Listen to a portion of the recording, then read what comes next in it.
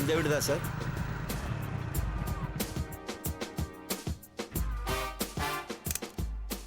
Sir கேட்டு பூட்டி இருக்கு. அப்படியா?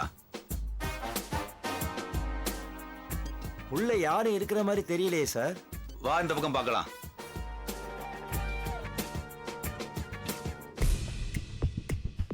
யாரும் இல்ல போல இருக்கு.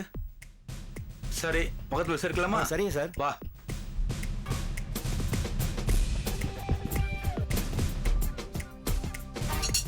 சார் வீட்டுல யாருங்க? சார் கொஞ்சம் வெளியே வாங்க. அந்த வீட்டுல யாரு இருக்காங்கம்மா? பூட்டி இருக்கு. அது ரொம்ப நாளாவே பூட்டி தான் கிடக்கு சார். இல்லம்மா இந்த வீட்டு நம்பர் இருந்தா போன் வந்தது. தெரியலையே இல்ல சார். சார், யாராவது எப்பாவது வருவாங்க தங்குவாங்க. ஏன் என்னாச்சு சார்? ஒரு 25 வயசு பையனை இந்த வீட்டுல அடைச்சு வச்சிருக்காங்க. அந்த பையன் இந்த வீட்டு லைன்ல இருந்து போன் பண்ணிருக்காப்ல. நீங்க யாராவது அவனை பாத்தீங்களா? இல்லையே சார். சரி ஹவுஸ் ஓனர் யாருன்னு தெரியுமா? அவர் எங்க இருக்காருன்னு சொல்லுங்க. அவரு வெளிநாட்டுல இருக்காரு சார். வீடு வாங்கினப்ப வந்ததுதான். அதுக்கப்புறம் கொஞ்ச நாள் யாரோ வந்து தங்குனாங்க சார். இப்போ அவங்களும் காலி பண்ணிட்டாங்க சார். அப்புறம் சேல்ஸ் பண்ண போறதா கேள்விப்பட்டோம் சார். அவ்வளவுதான் சார் தெரியும். சரி சேல்ஸுக்கு வீடு திறந்து காட்டணும்னா யார் வந்து காட்டுவா? கௌசிக்குன்னு ஒருத்தர் ஹவுஸ் ஓனருக்கு வேண்டியவர் சார். கொடைக்கானல்ல இருக்காரு. மாசத்துக்கு ஒரு தடவை வருவாரு. அப்படி யாராவது பார்க்க வராங்கன்னா சாவியை யாருக்கிட்டையாவது கொடுத்து அனுப்புவார் சார். சரி அவர் ஃபோன் நம்பர் தெரியுமா? தெரியும் சார். நோட் பண்ணி. ஒரு நிமிஷம். 988 988 400 400 60 60 35. 35. ரொம்ப தேங்க்ஸ் தம்பி. Okay sir. சந்தேகப்படுற மாதிரி இந்த வீட்டுக்கு யாராவது வந்தாங்கன்னா உடனே எங்களுக்கு போன் அடிச்சு இன்ஃபார்ம் பண்ணுங்க. சரிங்க சார். சரிங்க சரி சார். தேங்க்ஸ். வரோம்.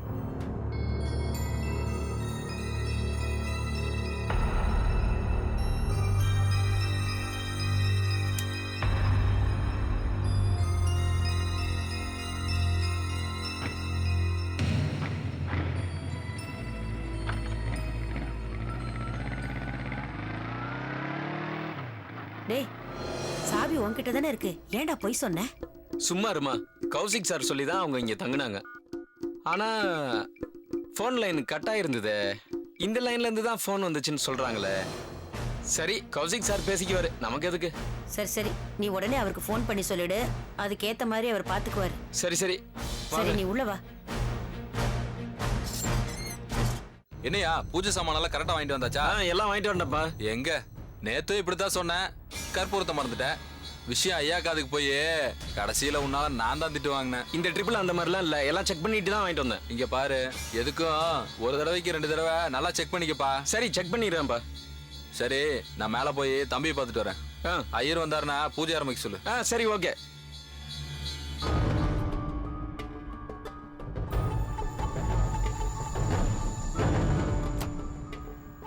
தம்பி என்ன சொல்லுது?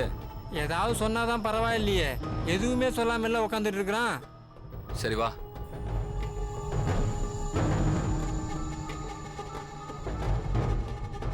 என்னையா இப்படி பாக்குற?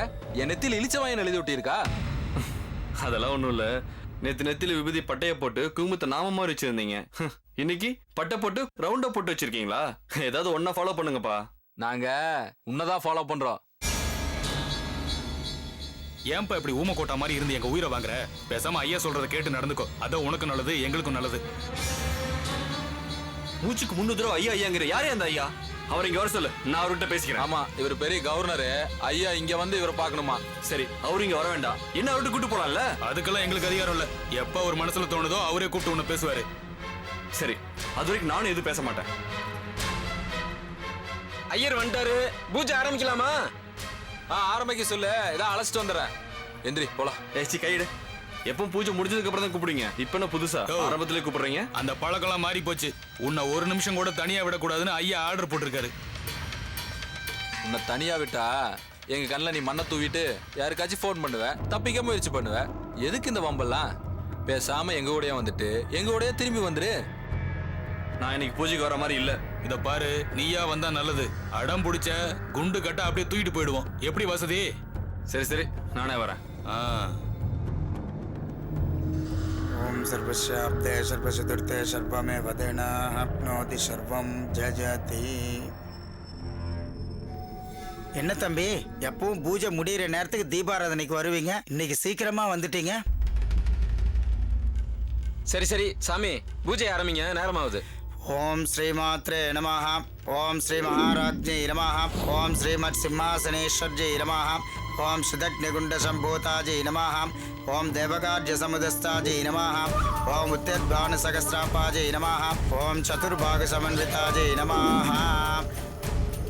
ஓம் சர்வமங்கல மாங்கல்யே சிவே சர்வார்த்தசாதிகே சரண்யே த்ரயம்பிகே கௌரி நாராஜனி நமோஸ்துதே. த்ரயம்பகம் யஜாமஹே சுகந்திம் புட்டிவர்தனம் உர்வாருகம் ருகவந்தனம் பிரத்யோமக்ஷயமாம் பிரதாஹாத் சர்வாபீட்ட பிரசாத பல சித்திரஸ்து. தம்பி, அம்பாளோட அனுகிரகம் உனக்கு பரிபூர்ணமா கிடைக்கும். மலை போல வந்த ஆபத்தெல்லாம் பனி போல நீங்கிடும். சரி ஐயரே, பூஜை முடிஞ்சதுல நடைய கட்டு. சரி. சரி போ போ.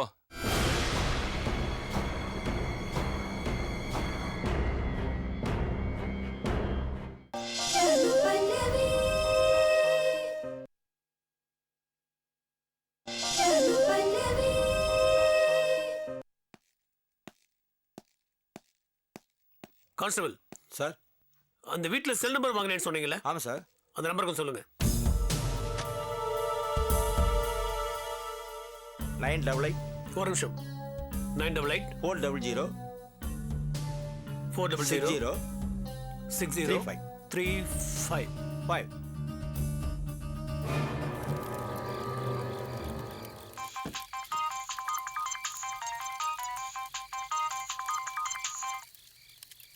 ஹலோ, யாரு? கௌசிகா? ஆமாம் சார். நீங்கள் யார்? This is Manikandan Raj, inspector of police from Chennai. என்ன விஷயம்னு சொல்லுங்கள் சார். இப்போ எங்கே இருக்கீங்க நீங்கள்? கொடைக்கானலில் இருக்கேன் சார். உங்ககிட்ட ஒரு சின்ன என்கொயரி. சொல்லுங்கள் சார்.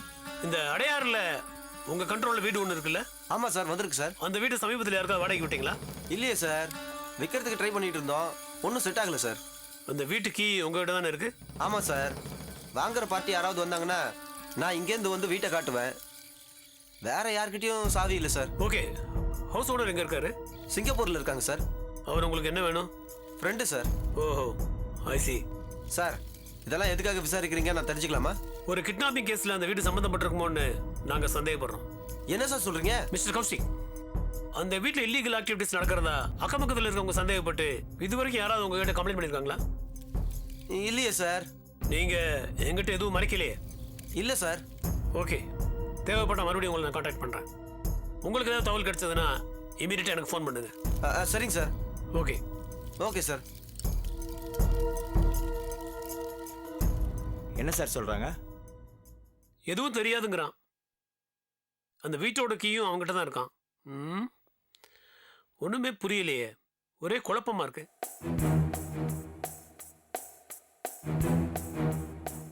Hello sir. வாங்க சார், உட்காருங்க.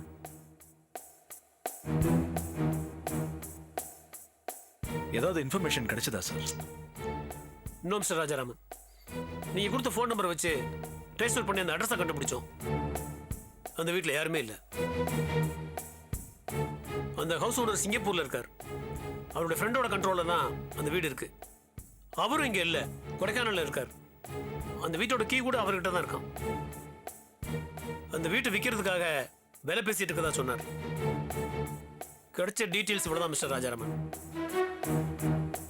சார், நீங்கள் கொடுத்த ஃபோன் நம்பர் கரெக்ட் தானா? ஆமாம் சார். இதில் எந்த வித மாற்றமும் இல்லையே? இல்லை சார். கார்த்தியை நம்ம உடனடியாக கண்டுபிடிச்சாகணும். நம்ம லேட் பண்ணுற ஒவ்வொரு நிமிஷமும் உயிருக்கு ஆபத்து சார். நோ, அப்படிலாம் எதுவும் நடக்காது சார். கார்த்திகை யார் கடத்தி வச்சிருக்காங்கன்னே தெரியல. இது வரைக்கும் அவங்ககிட்ட இருந்து எந்த டிமாண்டும் நமக்கு வரல. அப்படி இருக்கும்போது நிச்சயமா கார்த்திகோட உயிருக்கு எந்த வித ஆபத்து வராது. நீங்க தைரியமா இருங்க, சீக்கிரமா ஏதாவது குழு கிடைக்கும். கார்த்தி இல்லாம வீடு வெறிச்சோடி கிடக்குதுங்க. புள்ள எங்க எப்படி கஷ்டப்படுறான்னு தெரியல. எந்த படுப்பாவி கார்த்தியை கடத்தி வச்சிருப்பாங்க. சிவகாமி, நீ சொல்லிட்ட, என்னால சொல்ல முடியல.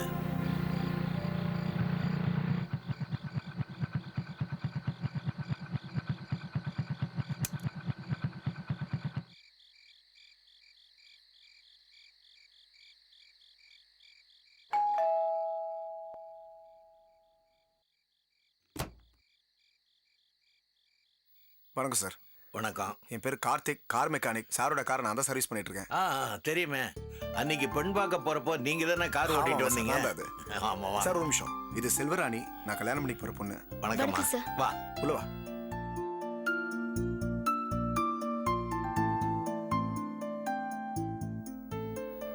வாங்க தம்பி, உட்காருங்க. உட்காருங்க. உட்காருமா.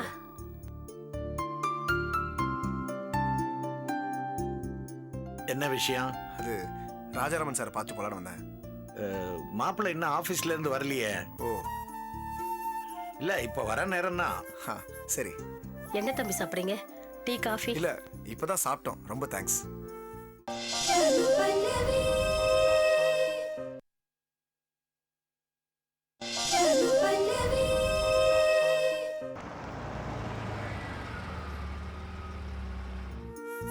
மாப்பிள்ளைக்கு ஆயுசு 100. இப்பதான் அவரை பத்தி பேசிக்கிட்டு இருந்தோம்.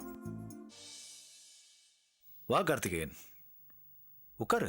இல்ல பரவாயில்ல சார்.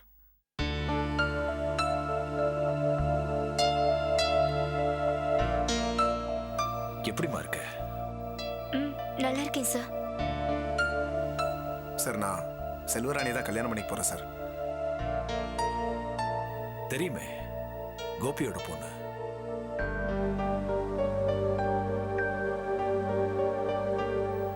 ஏன் நின்னுட்டு இருக்கீங்க? உட்காருங்க. வாங்க. வணக்கம் மேடம்.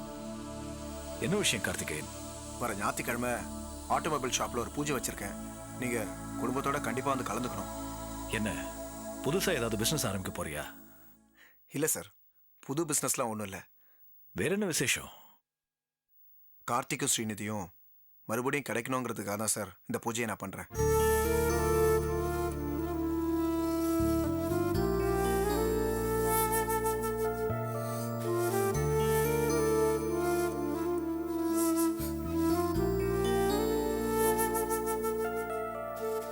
இந்த யோசனை எங்களுக்கு கூட தோணல தம்பி. 3வது மனுஷங்க உங்களுக்கு தோணி இருக்கு. என்னையே 3வது மனுஷனா நினைக்கிறீங்க? இந்த குடும்பத்தில் நடக்கிற நல்லது கெட்டது எல்லாத்திலும் எனக்கும் பங்குண்டு. கார்த்திக் நல்லபடியா திரும்பி வரணும்னு போலீஸுக்கு போனோம், தெரிஞ்சவங்கள்ட்ட எல்லாம் போனோம். ஆனா உங்களை மாதிரி பூஜை பண்ணணும்னு எங்களுக்கு தோணலையே. உங்க பையன் காணாம போன செய்தி தெரிஞ்சதுல இருந்து இவருக்கு வேற எந்த சிந்தனையுமே இல்ல. எப்படி அவரை கண்டுபிடிச்சு உங்ககிட்ட சேர்க்கணுங்கிறது தான் அவருடைய எண்ணமே. உங்க நல்ல மனசால எங்க கார்த்திக் திரும்ப கிடைச்சிருவான்ற நம்பிக்கை வந்துருச்சு.